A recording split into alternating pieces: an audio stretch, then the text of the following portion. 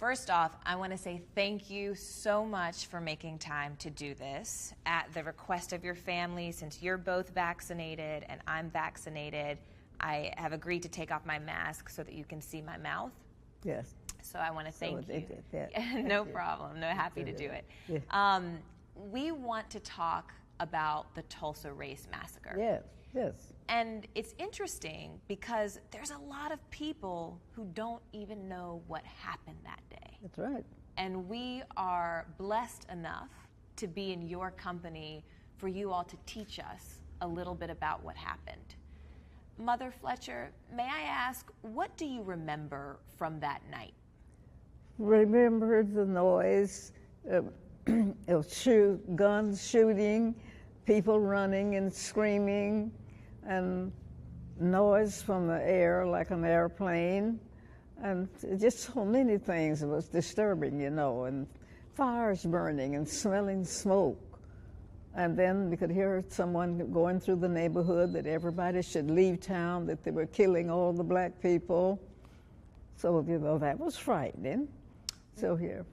What did your mother tell you about what was happening? How did she explain it to you? Well, in parts, you know, it's just so much that she said about it, but a few things that I remembered, because we were all frightened very much.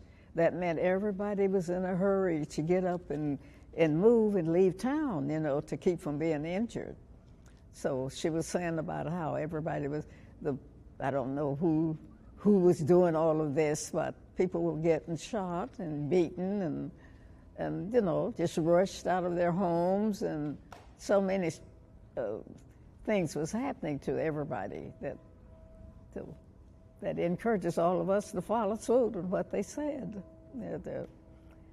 So to me, I guess, you know, it just kind of stays with you. It's something you don't forget. You think about that all the time. Look like every evening, you know, I kind of have a feeling it's time to run, and no telling what might happen, but I'm sure it won't happen again. Even today, you have that nervous feeling? Oh, yes, sure. Oh, yes. I hardly sleep nights, and look like I lost my appetite. I only eat a few times, and it's just always, they don't ever leave your mind, not mine. Wow. That's something I've been thinking about for the last 100 years. It's a big year for people in this community to remember what happened. When you think about that night, do you remember seeing black people killed? Well, sure. That too was getting killed. Yes, people was getting killed, and it seemed like they were breaking in people's homes and taking out some of their valuables, or I don't know what you could go off with, but just ramshacking the neighborhood, you know, damaging most everything that the black people had. Did you see black bodies in the street? Black bodies in the street. That's right. That's right. Yes, so many people got injured. I don't know if they were all dead, but they were laying out, you know, not able to get up and move or get out of the way of whatever was happening. And how old were you, Mother Fletcher, that night? A little between 6 and 7 years old. Were you able to take any of your things with you, your dolls? Well, I don't know about the pets, but our parents gathered up all the children, and gathered us up to get us out of town. And I don't remember now whether we had any pets or not, but all the children were safely carried away. And when you think about the way that night has affected your life, how do you think that night affected the rest of your life?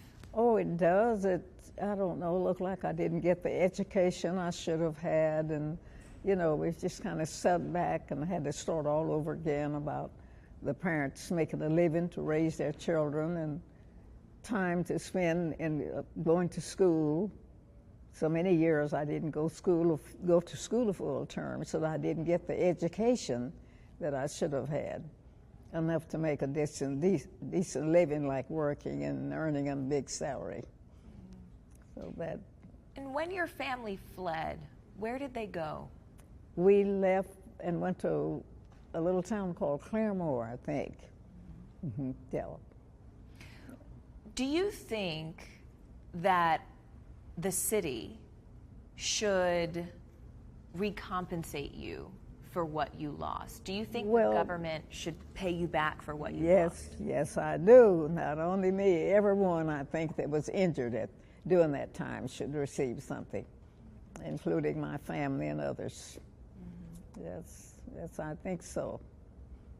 And what would that look like? Does that look like opportunity for your grandkids? Does it look like money? Yes. And they'll get better educations and better jobs and better living conditions and, just so many things now that families can enjoy doing that we can't afford. What do you think this city would have looked like if the race riot had not happened?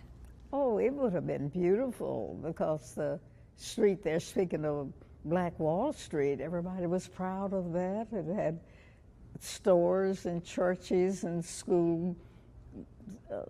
Well, I don't know about I don't think it was a schoolhouse on the street, but they had, everything nice that the neighborhood needed for their family. Yeah. Mr. Ellis, may I ask you, how do you think your life has been impacted by the massacre? My life has been impacted like this. I can't sleep at night. I have to have light. I love light. How it impacted me, like when I got old enough to marry and raise a family, that's when, dawned on me so much. It was like you was afraid to ask for a job because you didn't think they'd give a job. Finally, I got a job. I had my wife, and I raised 7 children, 3 girls and 4 boys. It was hard for me. My wife wasn't able to work. Back in 1943, 42, I got married, and I had my first son. He was a junior. He was born. I went in the United States Army in 1943. 1943, I just had a young son, a baby, and back then, he was drafted into the Army. And when I was drafted into the Army, we had a segregated army, a black army and a white army. And I went through that for 2.5 years. It was terrible. I mean, like a lot of guys got medals for what they did. I went over. I went in. I was drafted, and they sent me out of the United States over in Indian Burma and China. I'd like to go back to something that you said. Okay.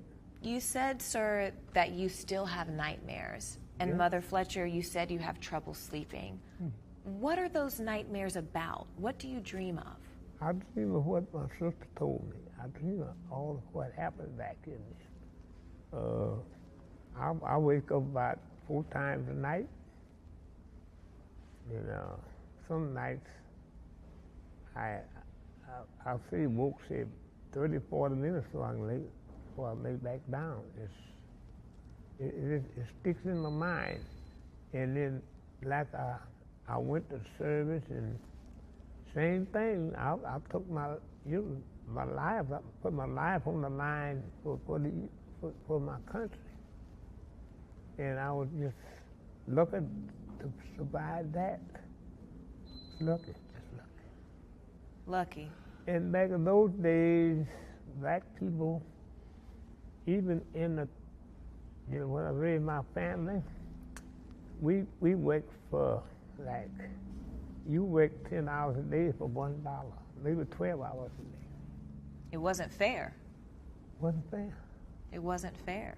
I didn't get a chance to I only got a chance to get a 12th grade diploma. That's after I got out of service. I didn't get no chance to go to no college. had to work. So this affected you for years. It affected me. A person never forget that. It's not been easy. I'm 100 years old past. We're looking for justice. I think we should have justice for all of this. Mm-hmm. Right. It's just so terrible. See, we have built the United States. The black people did. We don't get no credit for that. Ms. Fletcher. I'm looking for better things in life. I hope before I leave this earth. It's been rough. Ms. Fletcher, what do you think about what your brother just said? When you have those nightmares, what do you think about? Well, the same thing, so that never leaves your mind now. You want to, if something happens, it stays with me the rest of your life, And you're in fear that it might happen again. It may not be the same way, but something different. But you always, as he said, you can't sleep. Look like instead of having a pleasant dream, that the dream turns out to be something like that, about, the danger we were in, and if it'll ever happen again, and all of that. Do you think the people who drove you out of Tulsa should be held accountable? Well, the people are, yes, who's responsible for doing it, we think so. I think everybody should have a share of that. Not that it will bring back the feeling, but it would make us comfortable. Especially me, since I'm in need of everything like transportation and homes and cars and different things, I would like to own. I don't have now. So because it takes a lot to rebuild when something has been taken. Yes, something has been burned, right? Yes, it does. Yes, it does. It takes money and time. Yes. Yeah. Mr. Ellis, there was something you said that really struck me. You said that in your life, you're wanting to see justice. That's right. When you look at everything happening in America right now, the young, unarmed men who are being killed, calls for police reform and justice, how far do you think we've come as a country in your lifetime? We come a little piece, not too far. We have not come too far yet. We need to do a lot more.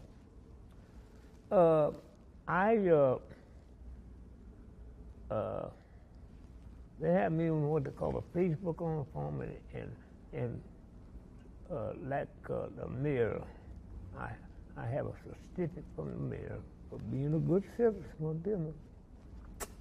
I have a certificate from, I have 2, 3, I can't think of the other ones. But, and people call me and won't ask me ideas about the vaccines. I'm on Facebook. They ask me to speak for them and stuff like that. Mm-hmm. They call me the wisdom man.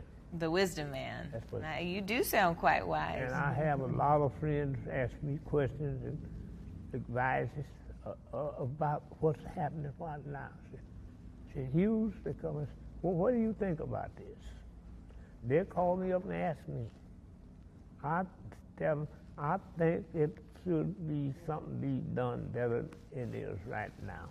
And what does that look like? What do you think justice looks like?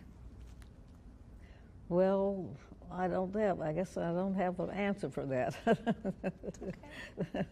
That's okay. But leave it up there. I think what it looked like to me, it keeps happening. So we're going to do something about it. Well, I think Congress, I understand, I'm looking in the news, I think the President of the United States, they're going to bring that up in, they're going to make a law about how the police department does that. Mm-hmm. We want to change for that. Mm-hmm. We want the police better trained that would help some. So Biden is putting in law in the Congress to write a law up about that. Mostly about how the police handle things. Especially communities of color. I wanted to ask you, when you said, Mr. Ellis, that it was difficult finding a job and it made you nervous even to go for a job. You would go for a job and the guy tell you, say, you fill out the application. Anytime a guy say, we'll contact you. You knew he wasn't going to call? No.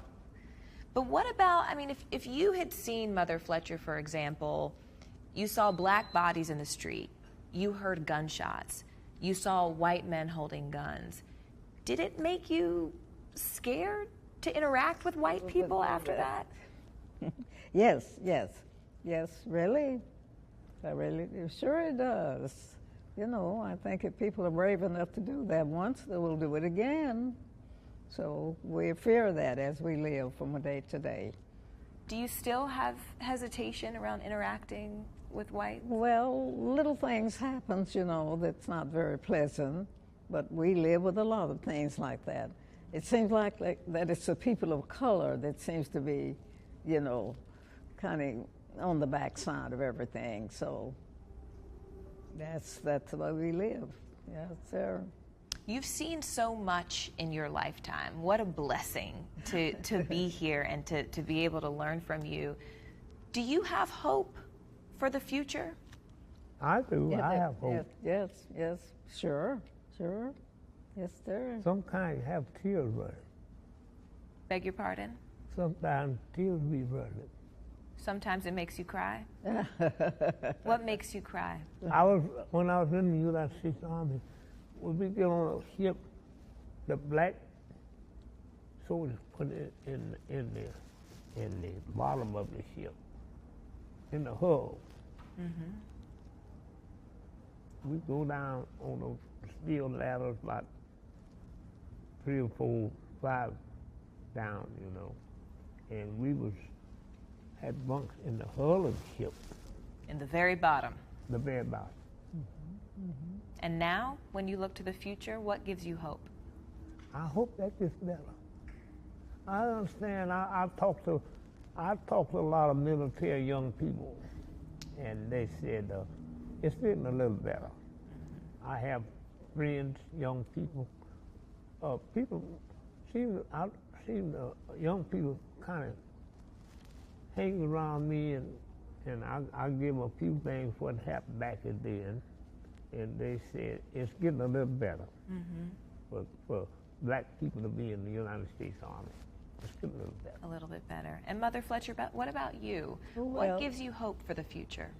Well, the same as he said, because I had 2 brothers in service, 2 sons in service, and 2 grandsons, 6 of them, the men of my family, and they all have, the same feeling about it. They say that being in service is no fun, so whenever you have to go through with that, and we feel, that once they're done that for their country, what they deserve, the best of everything. But it seems like that's what we always hope for.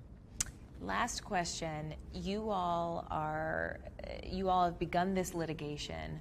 What is the best case scenario? What do you hope comes out of this lawsuit? Well, in my case, something's good for me that would make life more possible, that I could live more comfortable, with things that I need, like, as I said, transportation and taking trips. I mean, a nice big trip, like going to Africa. That would be great. I hope you make it to Africa. That would be great. Yes, something that I've never done, so that's what we look forward to. And what about the young people in this community? What do you hope this lawsuit could provide for the young people here? It encourage them to try to go to college and get a good education and good jobs, and then they would be able to do the things they wanted to do. See, I could do more if I had a better education, or all of my family members. And most of my family that went into service, they were young, but they didn't get to finish school also. So I know, yeah. Is there anything about that night or its impact on your life that I did not ask you? Yes, there's a lot of things. I can't think of a lot of things. Sometimes you go to work.